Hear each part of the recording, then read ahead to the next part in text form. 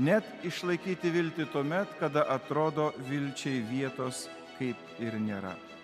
Kuomet tas mūsų labai gerai pažįstamas pasaulis, kaip jis turėtų funkcionuoti, jisai visiškai byra mūsų akyse. Brangieji, turime irgi žinoti, jog mūsų tikėjimas negarantuoja, kad viskas ateityje susiklostys pačiu geriausiu būdu.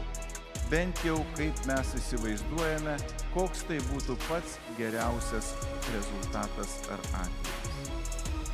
Prisimenu, skaičiau apie buvusį Čekijos prezidentą, kuris buvo rašytojas, kaip žinote, Vaclavas Havelas.